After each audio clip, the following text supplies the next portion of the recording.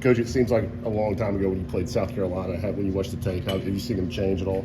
Well, I think they have changed in terms of, they've really settled into a lineup. I think back when we played them early, they were searching, like I think all teams are that time of year, and trying to figure out who they are, exactly how they want to play. And again, I think they've done a terrific job getting better each and every game, but they settled in with the players that they've gotten, and they're really, I mean, we saw what they did the other night. They had the number 2 team in the country on the ropes with a chance to win it, and that, I think, speaks volumes about their players and their coaching staff.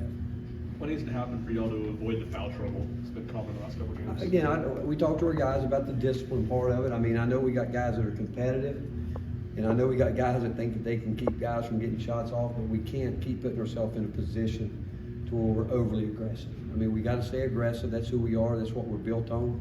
But we've got to avoid that contact on shooters on the perimeter, trying to contest shots, and we've got to, obviously, we're fouling too much inside where we're slapping down, trying to come up with deflections, but we're just reaching in at the wrong time and not making the right play. But again, that's where we've got to improve on those and eliminate those kind of fouls. Coach, are games just called that differently in this league from not to not? And you go back and look at the Alabama game, and nobody got the bonus in the first half, but people were beating each other up. And then 2 games later, you know what? I do think every game takes on its personality. I do. I really do, and I think knowing what's going to go night in and night out, I'm not sure. It'd be interesting to see how the players would answer that question. But all I can tell you is that we tell our guys we got to get settled in. We've got to understand that each game is going to have its own personality. You've got different officials on each game, and you've got to adjust to what's going on. Well, then in the Euros, just playing 3 minutes the other night. Just the other night with productivity, and again, we're not. We talked about it. We know every guy's got a specific role that they've got to play, and just that Tobey was being effective. Thought that Olivier really had great presence there. Jonas was got in foul trouble, but Tobey, and we just felt like Tobey and Olivier was really in a good spot. What's gone so well for Santi the last couple of games offensively in terms of maybe asserting himself differently than he has? I think that's a little bit to it, and again, I was really impressed. I mean, he didn't practice leading up to the A&M game, and he had some issues he was dealing with, but I thought his focus, and again, Santi is a guy that does make those adjustments game to game in terms of whatever the personality of the game is, how people are guarding him and things like that. Santi can go from a guy that absolutely teams just don't give him a look at all. Then I think sometimes when he gets a wide open look, he's somewhat surprised. But he knows how to adjust and do what he needs to do to affect the game one way or the other. Expect Josiah and Julian to play tomorrow?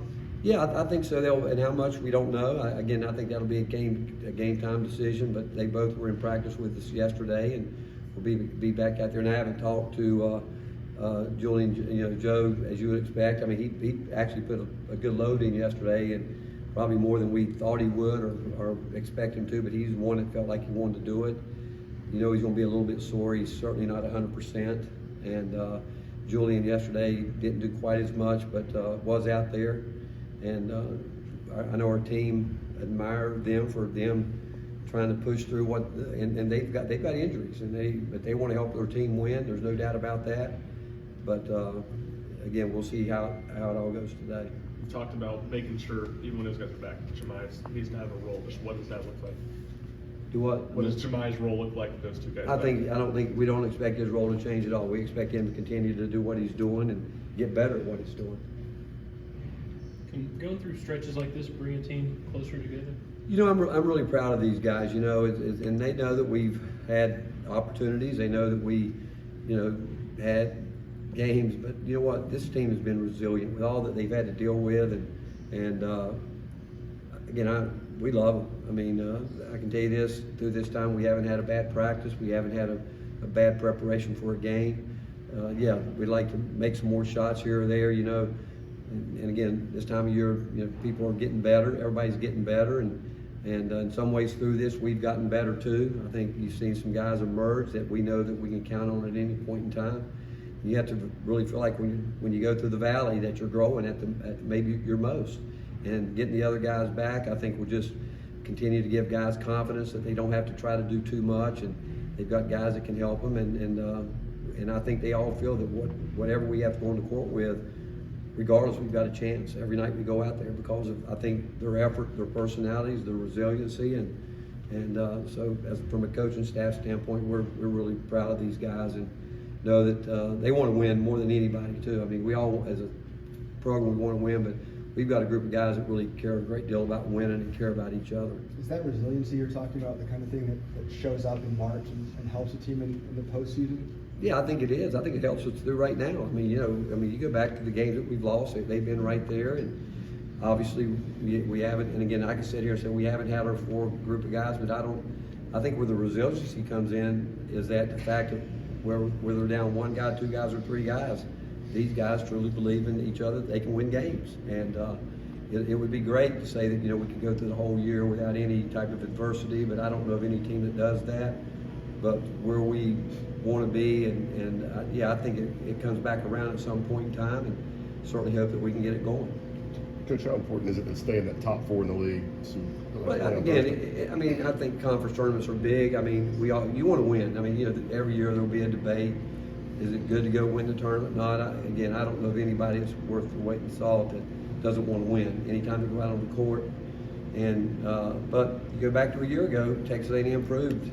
If you want to, you got the drive to get there, you can get there, regardless. But from you think of a logical standpoint, yeah, you'd rather play one less game, but wherever it shakes out, it shakes out.